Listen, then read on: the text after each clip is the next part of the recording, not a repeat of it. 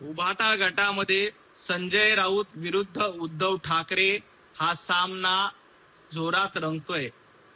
कारण राज्यसभेच्या निवडणुकीमध्ये ज्या पद्धतीनं शरद पवार साहेबांचं नाव पुढे केलं आणि उद्धवजी ठाकरे यांच्या माध्यमातून येणाऱ्या प्रियंका चतुर्वेदी यांचा पत्ता कट करण्याचं काम संजय राऊत यांनी केलं, त्यामुळे संजय राऊत यांच्या दिल्लीतील पुस्तक प्रकाशनाला देखील उद्धवजी ठाकरे गेले नाहीत. आणि आता उभाटा गटामध्ये थेट दुफळी माजलेली आहे. 2 गट पडलेले आहेत. एका बाजूला जनाब संजय राऊत यांचा गट आहे आणि दुसऱ्या बाजूला आदित्य ठाकरे, उद्धवजी ठाकरे, प्रियंका चतुर्वेदी यांचा गट आहे.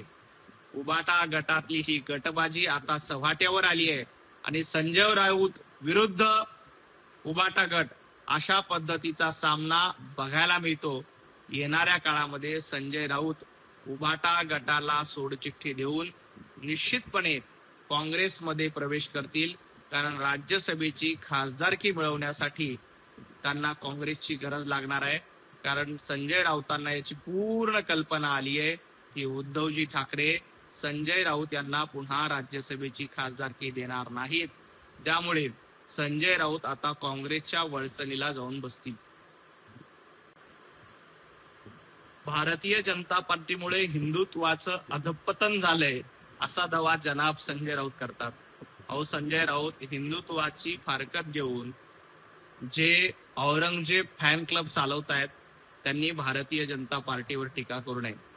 तुमचं हिंदुत्व काय आहे हे महाराष्ट्रानं बघितलंय.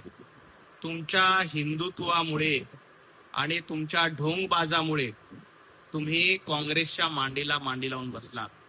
औरंगजेब फॅन क्लब, अफजल खानाची वंशावळ पुढे चालण्याचं काम तुमच्या बिगडी हिंदुत्वाकडनं केलं जातंय.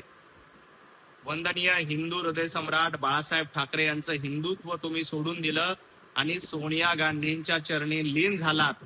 त्यामुळं महाराष्ट्रानं तुम्हाला धडा शिकवलाय. तुम्ही हिंदुत्वाच्या गप्पा मारू नका. तो अधिकार जनाब संजय राऊत यांना उरलेला नाही.